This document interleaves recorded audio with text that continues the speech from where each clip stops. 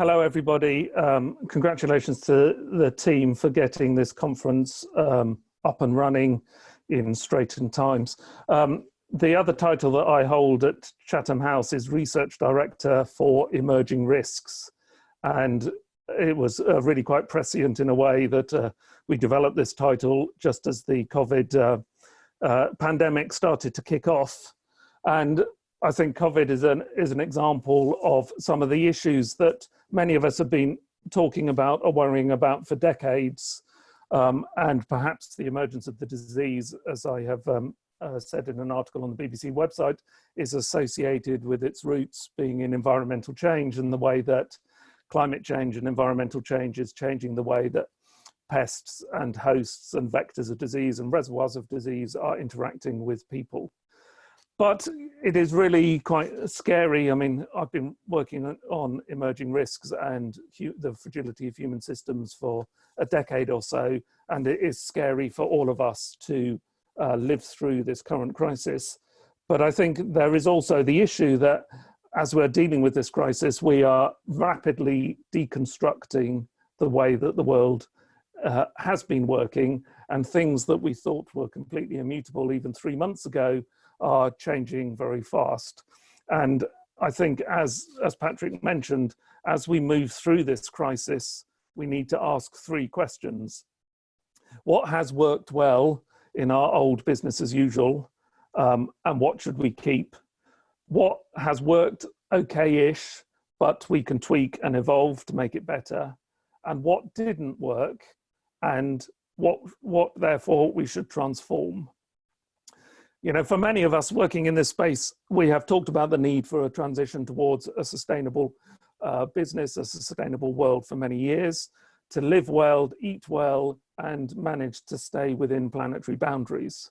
And clearly, a key part of this is to move away from the narrowness of the linear economic model and towards one which is much more circular, where we don't extract, produce, use, discard, but keep material in the economy, reusing it, recycling it, recovering it, reconstructing it, and therefore reducing our footprint.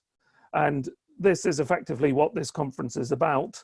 How do we manage that transition from a linear economy to a circular economy? And as Patrick has just mentioned, how do we manage to do this transition in a just way? And whilst nobody would want to say there is a silver lining to the cloud of COVID, it at least gives us opportunities as we rebuild to do things in new ways. And perhaps through reducing some of the lock-in that we have had, it gives us an opportunity to think about, as we go into economic reconstruction, as we try and protect and ensure that our supply chains keep working, that we do this in a way that moves us towards much more circularity and much more sustainability. So as I say, this is what the conference is about. And I am really looking forward to all of the discussions that we're going to have over the next day or so. That's enough from me, because I'd like to move now on to hearing from our first speaker. We are very, very grateful to Marius Vaščega for giving us this time in particular in this complex moment in history. Marius is a lawyer and economist by background. He's currently the head of the office of the Lithuanian European Commissioner for the Environment, Oceans and Fisheries. Before that, he was deputy head of the European Commission representation in Lithuania, where he worked since 2014. He has a very long history of working in Brussels before that, both at the Parliament and for the EU Council, where he was advising 10 presidencies of the Council of the EU in the area of economic and financial affairs. So Marius is going to speak to us for about 20 minutes, and then we will have a question and answer session that I will moderate. So Marius, over to you, please. Good morning, everyone, and thank you very much for this opportunity to speak at this event on circular economy. When I was thinking, on how to start my presentation and my speech today with you, I thought about a quote by Albert Einstein, who said that the world as we have created it is a process of our thinking. It cannot be changed without changing our thinking. So to me, this is a key approach. This is a key approach to circular economy. If we change our thinking about resources, if we incorporate the fact that they are limited, if we change our thinking about waste, and we incorporate the fact that it is very often a valuable resource, this leads to changing our thinking about production and consumption. And that leads to understanding that the only viable way forward for the economy is actually a circular economy. Well, thank you to Melissa, Patrick, and Tim for setting this up and for introducing myself. Maybe just a few words. In addition, that indeed now I'm heading the office for the European Commissioner, Virginijus Sinkevičius, who is responsible, among other things, is for the environment. And this means that the Commissioner and his office, and including myself, we are also very much involved in the circular economy agenda of the European Commission, although this is, of course, quite a cross-cutting issue. You know, I should probably start by saying that this is quite an exciting time for circular economy, or at least it was 3 weeks ago, because on 11th of March, the Commission has adopted the new Circular Economy Action Plan, which is a very rich policy document full of actions. My idea today is to outline to you the main policy proposals which we have in that action plan. Before I start, of course, I cannot omit the reality, which has changed enormously in these 3 weeks since adoption of the action plan. And a big part of Europe and the world are now living in a completely different way than they used to live. Who would have thought, for example, that even this event will be organized in the form of video conference? And yet it is being organized in the form of the video conference. And the European Commission is now, of course, also in the crisis response mode, and all the efforts are focused on meeting the immediate health needs of the Europeans and many other issues which are important, such as borders, free movement of goods, persons, and etc. But at the same time, I don't think it is a time to forget about circular economy. I think, you know, the challenging times we have to face these days force us to see the world with different eyes. And here I would concur with Tim, who was outlining, you know, that, you know, the world is being deconstructed, and we need to see now what has worked well, what has not worked that well, and you know, what do we need to change. So I think you know, when we look at the circular economy, to me it is quite evident, and more evident than yesterday, that the EU and the world now, we need to find a new way to produce and consume, and a way which would help us to be less dependent on external resources. And I think circular economy is helping us with that. So more efficient use of natural resources, in fact, it makes us less dependent on them. You know, of course, in that sense, we need to make sure that resources remain in the economy for longer and waste is minimized. So the solution is not to stop producing or consuming, that is impossible, but of course to produce and consume differently, more sustainably. So why did we in the first place propose the Circular Economy Action Plan? Well, that is because the action is needed, and you know, this is the slide to show you how necessary the action is. That from 1970s to 2017, in you know, less than 50 years, the annual global extraction of materials has tripled, and it continues to grow. And while this consumption has tripled, it also provides for 90% of biodiversity loss and water stress. And while it tripled and continues to grow, it also drives waste generation, but it does not drive recycling. So with a global population expected to grow, and you know, if we don't take immediate actions, I think we might start living in a place where we have necessity for more planets than one. And that's why we cannot afford the cost of inaction. We need to seize the opportunities and bring the systemic transformation. This slide is a summary of what, in a nutshell, is the new Circular Economy Action Plan as proposed by the European Commission. And throughout my presentation, I will go through each of these lines that I put forward here. In essence, what we plan to do to make products more sustainable, what we plan for the consumers, what are the key value chains that we want to address, what we are planning to do on the waste, and etc. But before doing that, I would also like to say a few words on how we arrived to this plan. And the journey has started with the new priorities of the European Commission, with the priorities which have put environment at the center of our action.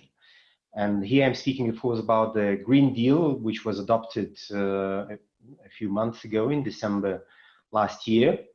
And in fact, it was the Green Deal that set an ambitious roadmap to achieve a climate neutral and circular economy where economic growth is decoupled from resource use. Well, the Green Deal, for those of you who have seen it, it provides for green transition in so many different policy areas, and circular economy is only one of them. But at the same time, I don't think it would be an overstatement to say that the circular economy is actually the economic heart of the Green Deal. And that is why the Circular Economy Action Plan has been presented together with industrial strategy, also together with the SME strategy of the European Union. It is not some policy line apart from everything else. It is actually at the heart of everything else. Now, the action plan's flagship initiative is a sustainable products policy framework or sustainable product policy legislative initiative.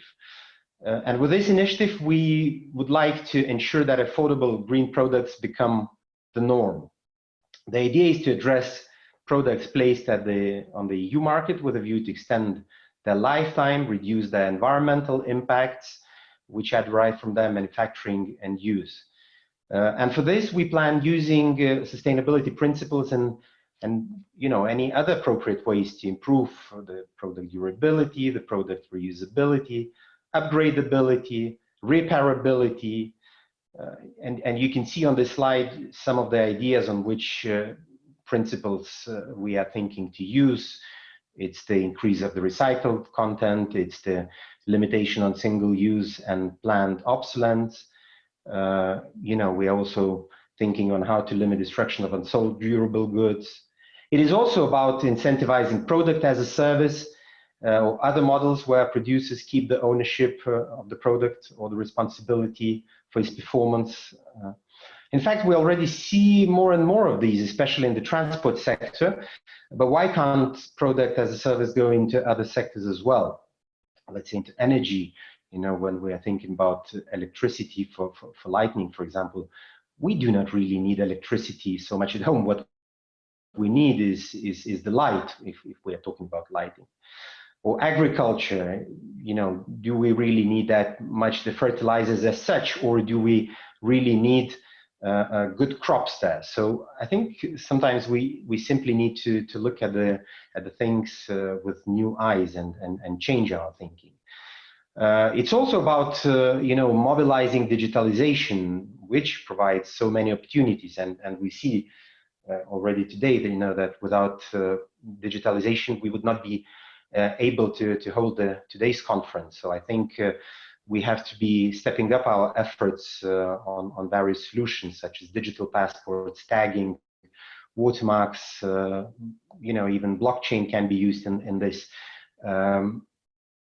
So plenty of opportunities, in fact, to go for sustainable product policy. Now, how do we want to achieve it? We want to achieve it through a widening of the Eco-Design Directive, which has been in existence already for quite some time. As you know, currently this directive is mainly applied to energy-related aspects of products, and it actually helped to save a lot of energy.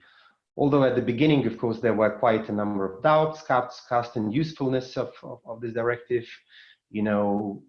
Questions asked, will there be regulation of light bulbs and so on? But I think now there are less and less critics of the approach chosen, and frankly, it has created so many savings of energy. So the idea is to make the eco-design framework applicable to the broadest possible range of products and make it deliver on circularity.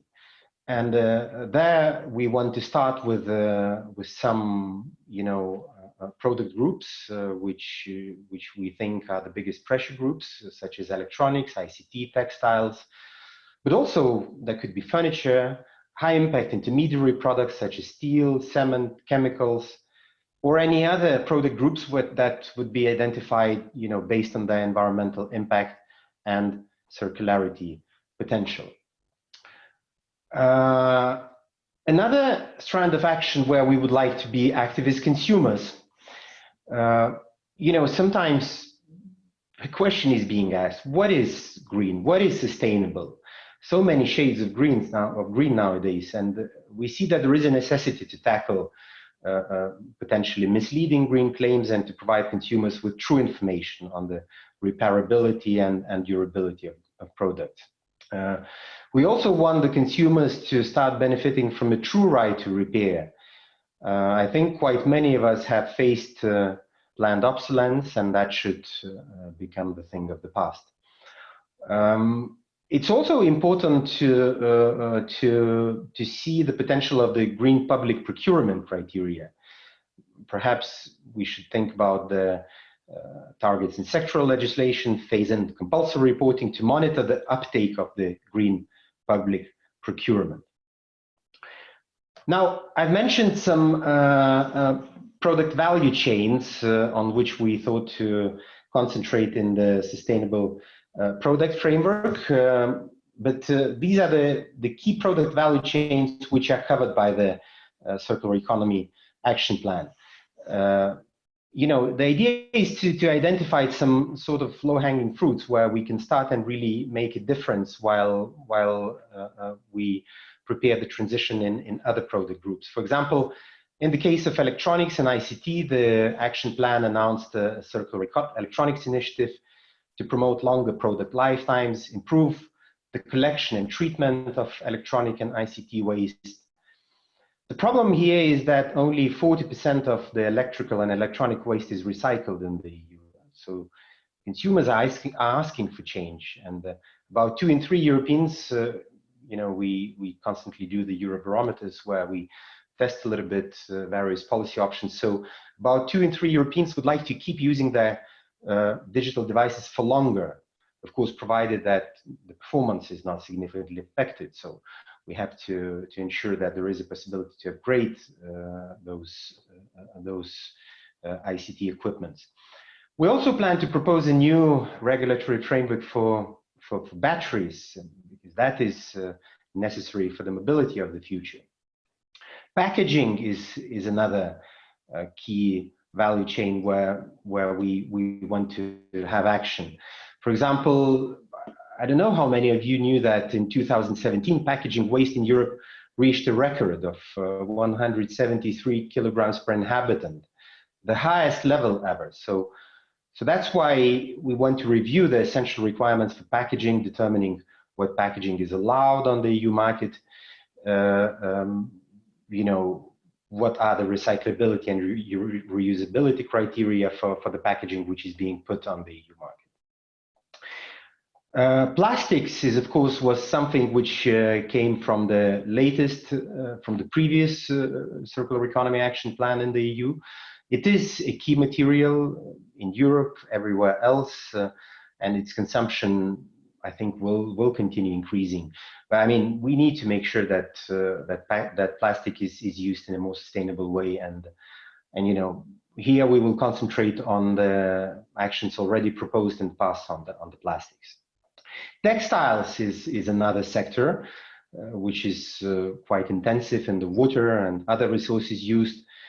So here also we want to have a new holistic approach, perhaps something similar to the plastic strategy, in order to reduce the environmental impacts of this sector. Construction and buildings, another quite an important area. It's, construction sector is responsible for more than 35% of the EU's total waste generation. So greenhouse gas emissions, we can certainly reduce them with greater material efficiency in construction sector. And finally, the plan also looks at the measures how to boost the sustainability of the food sector. An estimated 20% of the total food produced is lost or wasted in the EU. So perhaps the food waste reduction target could be quite a starting point here. In the previous action plan, there was quite an emphasis on waste management, mainly, on separate collection and so on. But I think, I think with this action plan, what we want to do, we want to look at preventing waste from being created in the first place, which is key, if we want to move ahead, if we want to introduce new things, if we want to move for a circular economy, for more circularity.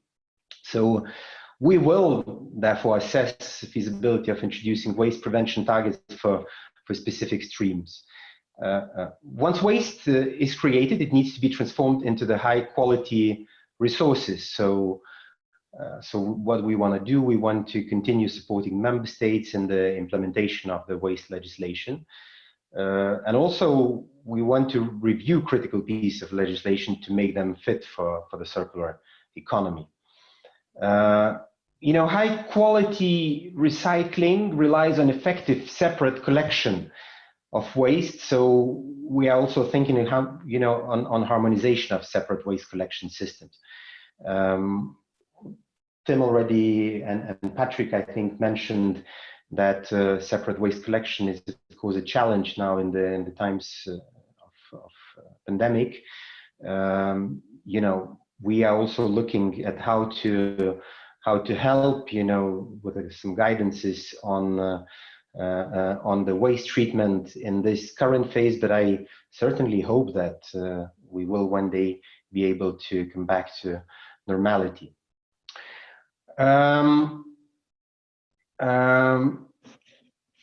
Commission, what we also want to do is we want to put forward a series of actions to boost the uptake of safe and high quality raw materials, so that we could double in the next decade the rate of circular material use, and there again a number of actions will be necessary.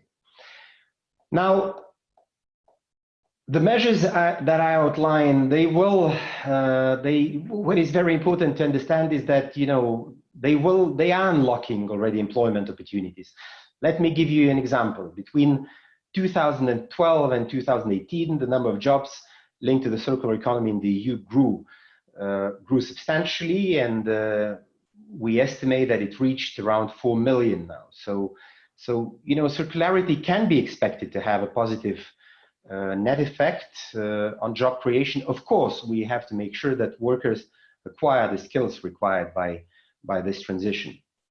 And obviously, this systemic transformation will require the commitment of all, of public authorities, of businesses, the international community, and it will require the financing. So on this one, we will have to be seeing that the EU structural funds are also being used for investments in these promising areas of circular economy, also into the research, innovation, digitalization for circular economy.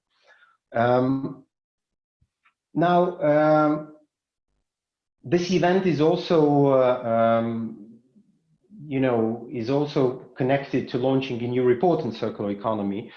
So I think what is important is also to speak a little bit about efforts at the global level, which we would like to continue, because I think that transition to circular economy can really happen only if the world follows the lead as well.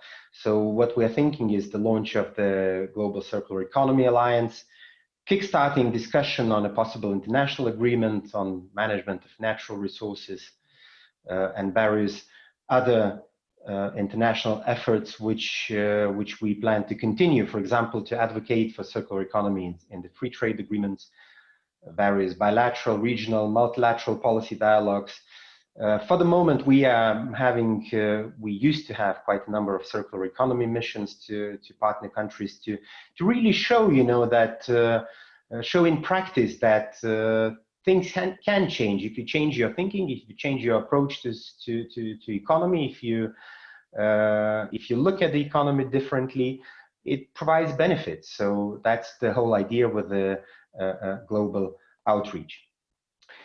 Now, I think I'm coming towards the end of my presentation here. Let me maybe stop sharing the screen. And I hope it's you know, I have provided quite enough food for thought on what is in the Circular Economy Action Plan. And of course, what we will need to continue hand in hand, and we will, you know, need also events like this, which also provide us a very good input on how things are being perceived on the ground, and what are the most promising avenues to continue. You know, at the very start of the meeting, of my speech, I started with a quote of Albert Einstein.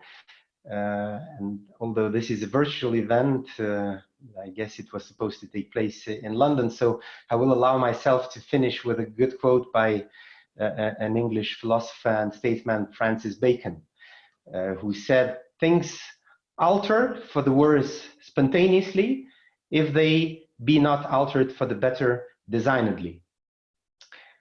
So I think this is how we should be looking at our situation currently, including our approach to economy. I'm confident that, you know, we will work together to realize the potential of the circular economy in order to overcome current and future difficult times. So with this, I thank you, and I'm ready to for any questions you may be having, which I hopefully will be able to answer, if they are not too difficult, of course. Thank you very much, Marius. Speaking personally, I know it's always difficult to give a seminar over Zoom because you're not actually looking at people's faces and so on. You're just staring at your own computer, often your own face. That was very interesting and very informative. We're starting to harvest questions from the online participants, of which there are about 150 when I last look. So I'll just feed you the questions and leave you to answer them as they appear on my screen. So the first question: how will the circular economy be included in the economic stimulus packages of the EU? And will there be specific support for sectors such as recycling and circular economy business models?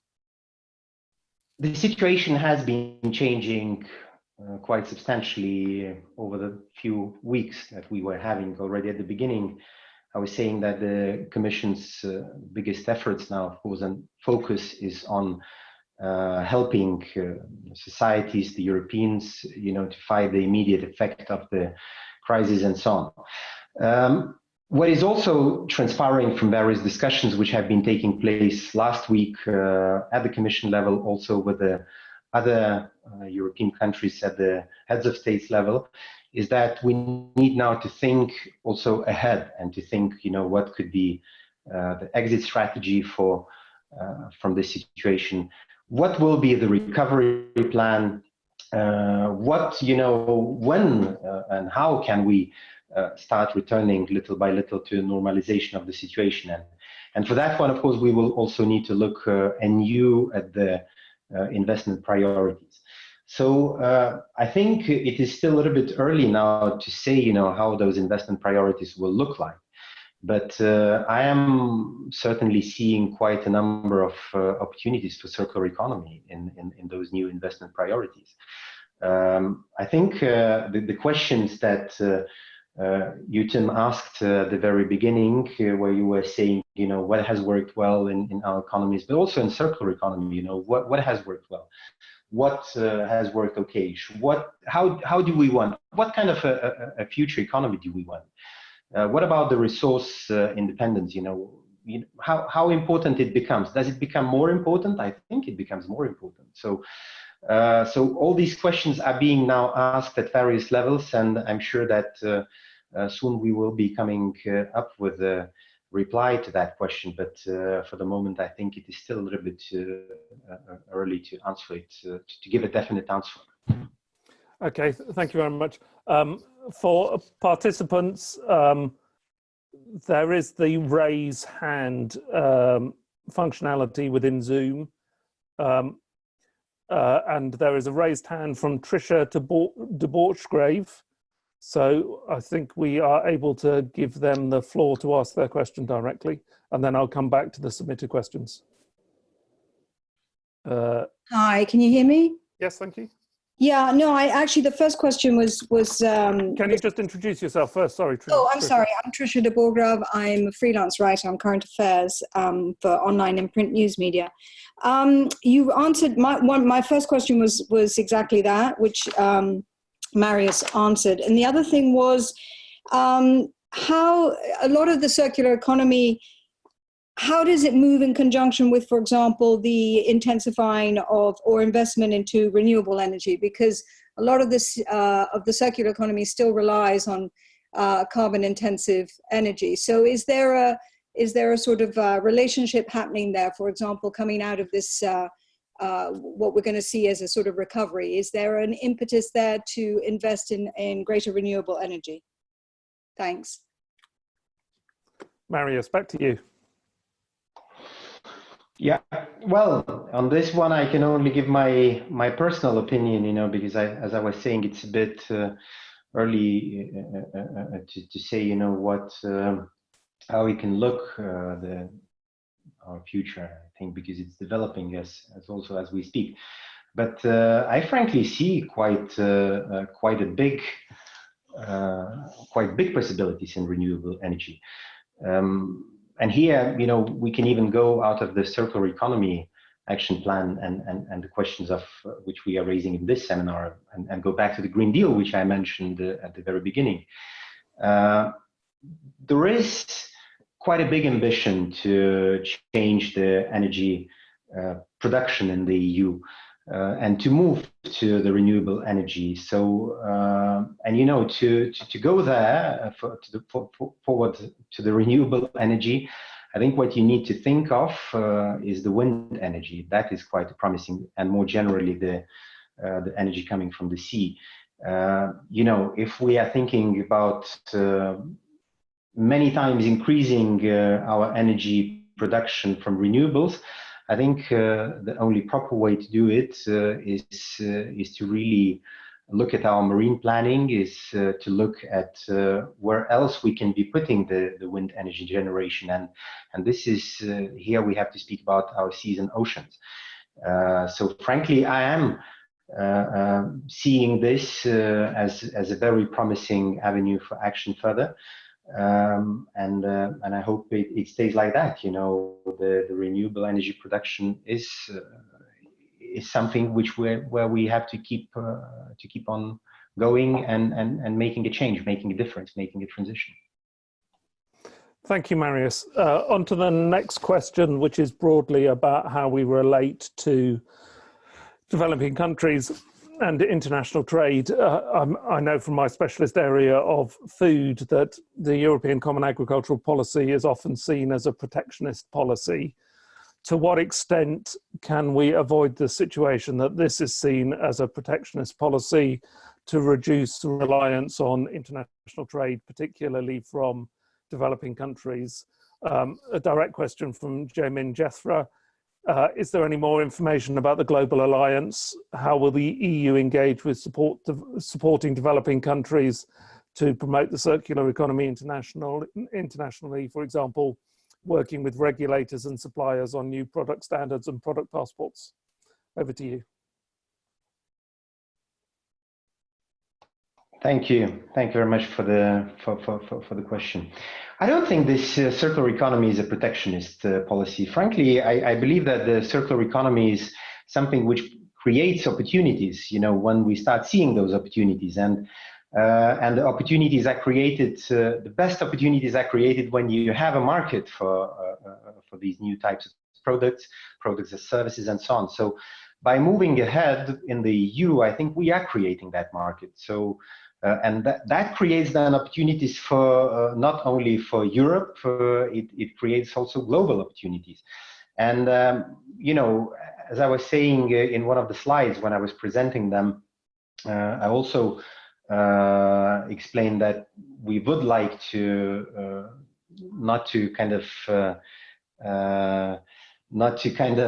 stop, you know, other countries. It's the opposite. We want to promote circular economy in other countries. That's why, although maybe it is not so visible, and maybe it's not highly political events, those circular economy missions which we were doing in the many countries, but still they are making a difference, and they are helping also the developing world to pick up on the circular economy principles, to see the opportunities, to see the new markets emerging, to see where, you know, which products, circular products, the demand is growing, and so on and so forth. So I really think it's not about protectionism. It's actually about creating the market for circular economy.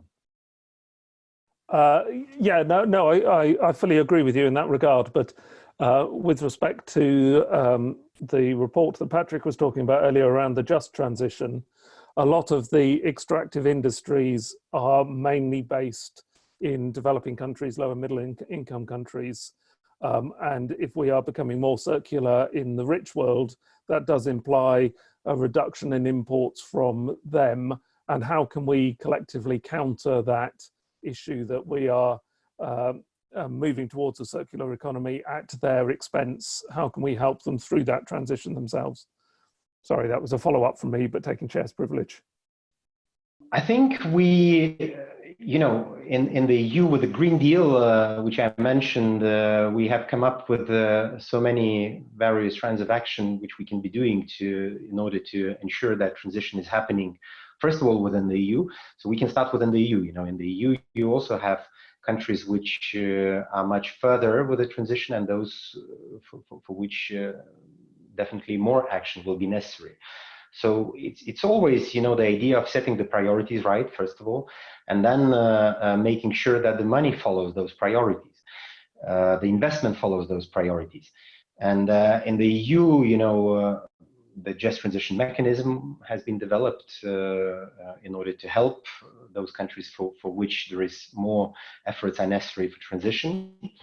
And within the EU, it's also, you know, there is the so-called European semester mechanism, which puts the economic priorities of the member states, of each and every member state. It's not something across the board, all size fits all.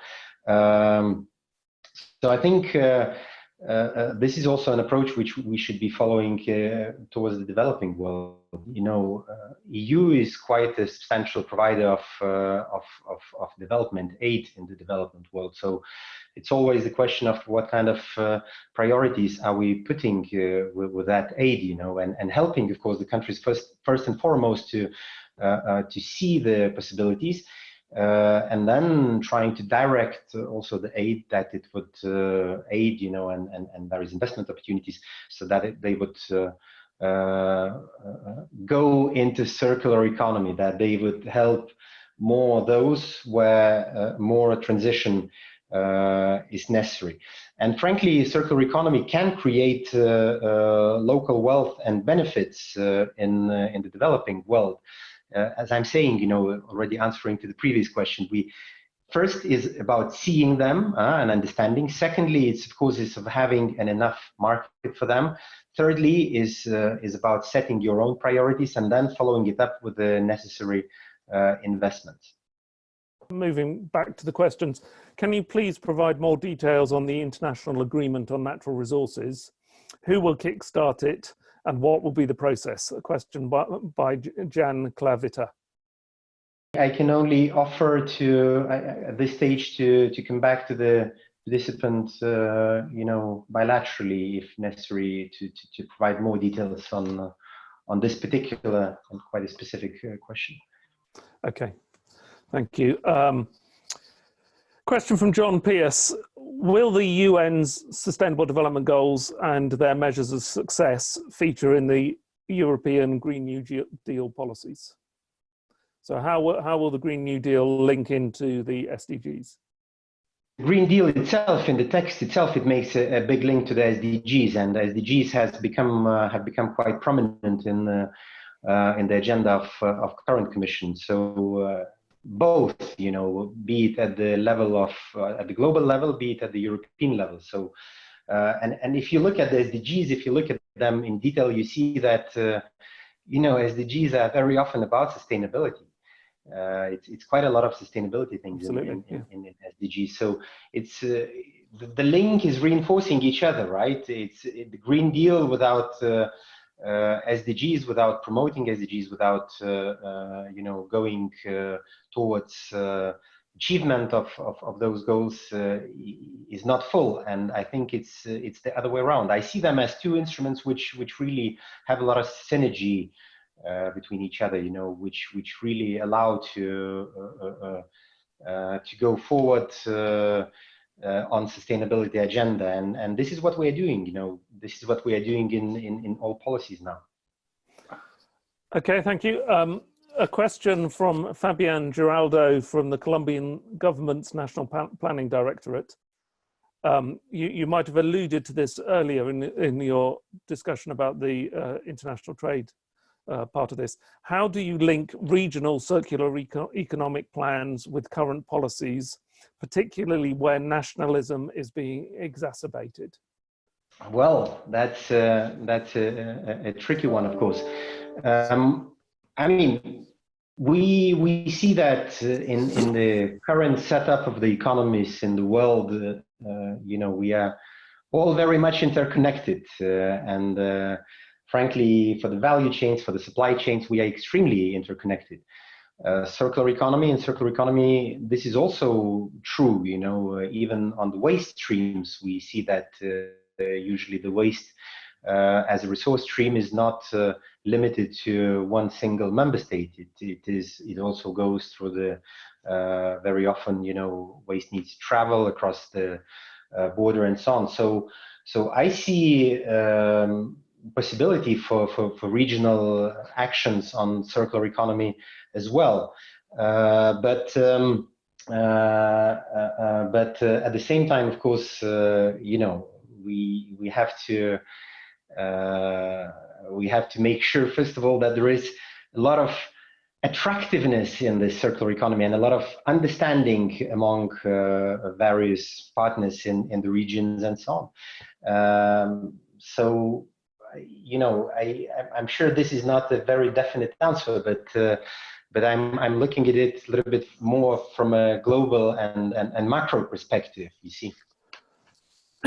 Excuse me. Yes, we're running out of time. We've got 5 minutes left, and I've already got 5 or 6 questions to ask. But here's quite a big one around the use of fiscal and economic instruments.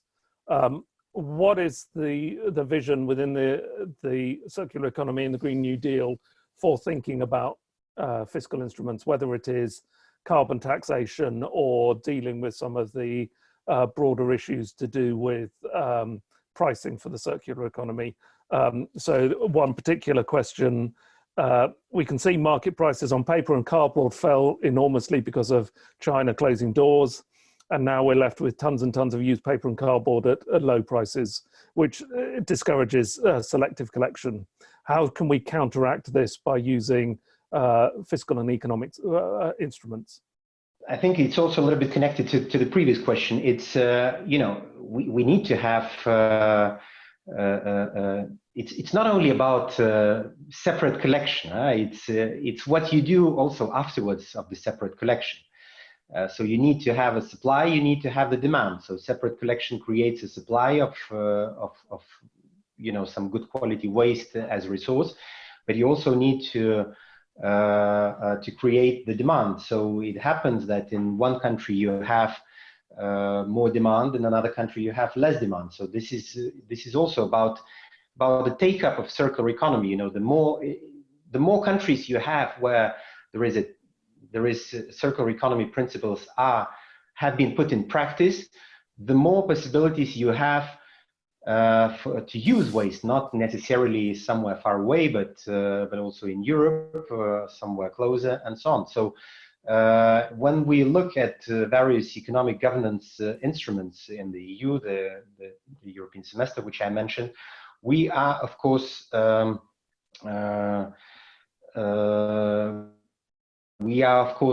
at what is necessary in each and every member state, also in terms of circular economy. You know, what are the missing links and how can we be creating the demand? Then, of course, there are other tools which one could start thinking, and these are the enhanced producer responsibility, which you know, where the fluctuations in prices can be addressed through that one. So there are actually not only investments, there are other instruments which can be used, and this is, of course, a long-term process, and it has to be looked at this in a systemic approach. Okay, and a final one, and I'm sorry to everyone whose questions I can't put, but this is, I think, gets to the heart of some of the issues that we face. A question from India Burgess: how will overconsumption, particularly in Western countries, be addressed in the circular economy model? And that relates to a whole batch of questions, including one from Philippe Barret about efficiency being the key principle of the proposition at the moment, but that's not going to be deep enough and far-reaching enough to create a systemic transformation. We need to change really the demand side function. And that will be the final one. We are answering to this question with we have started answering to this question in 2015 or 16 when we produced the first circular economy action plan. We have continued answering to this question later on when the plastic strategy was adopted, and now we are following up with a new action plan to you know, which also helps in answering this question, because if you think about it, you know, what does overconsumption is creating? It also creates waste. If waste can be then put back into the production, one of the negative effects of quite excessive consumption is being you know, solved. Then when you look at the whichever action you look at the circular economy action plan, I think it is helping to address excessive consumption, and it makes our world more sustainable. Well, thank you very much on that positive note. Thank you, Marius Vaščega, for your time, for your contributions, and thanks everybody in the audience for engaging and asking questions. Very stimulating session.